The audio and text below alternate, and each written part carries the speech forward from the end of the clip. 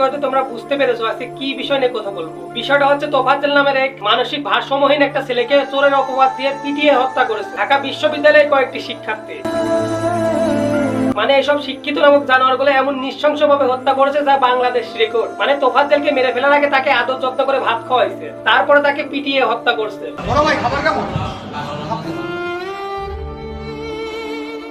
আরে জানোয়ারের বাচ্চাগুলো, তোরা যদি ওরে মেরেই ফেলবি তাহলে ভাত খাওয়াইতে গেলি কেন? আপনি এভাবে মানে যে পৈশাচিকতা দেখিয়েছেন, আসলে আমরা ফুটেজ দেখেছি, হ্যাঁ। হচ্ছে যেভাবে পিটিয়েছেন মানুষকে ভাবে মারে আসলে। ভাই এমন কথা হচ্ছে যে ভাই আমি হচ্ছে যে ওনাকে হচ্ছে যে জাস্ট শুধু আবেগের বসে। মানে শিক্ষিত নামক জানোয়ারের বাচ্চা কিসের জন্য মারছে সেটা ও নিজেই জানে না। মানে ভাই তোফাজ্জলের জীবনের রহস্যটা অনেক কষ্টের। এই তোফাজ্জল হচ্ছেন একজন মেধাবী অনার্স মাস্টার কমপ্লিট করা একজন ছাত্র। আমি বাংলা অনার্স মাস্টার্স কমপ্লিট করছি। এই তোফাজ্জলের একটা মেয়ের সাথে প্রেম ছিল, তারপরে সেই মেয়েটির বাবা তাকে অন্য জায়গায় বিয়ে দিয়ে দেয়। তারপরে তোফাজ্জল প্রেমিকা হারা একটা বড় ধাক্কা খায়। তারপরে তার বাবা একটা রোড অ্যাক্সিডেন্টে মারা যায়। তারপরে কিছুদিন পরে তার মাও মারা যায়।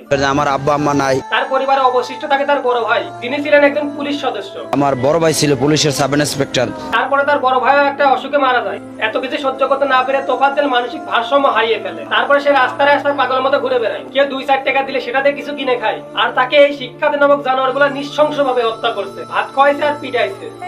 মারছে, তারপর আবার ভাত খাওয়াইছে, এরপর আবার মারছে, আবার খাওয়াইছে। মানে ভাই তোরা যাই করবি তাই সাধারণ মানুষ মেনে নেবে, অত সস্তা না। দেশটা নষ্ট হয়েছে কিন্তু দেশটা এখনো অতটা নষ্ট হয় নাই। তো বর্তমান প্রশাসনের কাছে আমার একটাই দাবি, এদের উপযুক্ত শাস্তি হোক।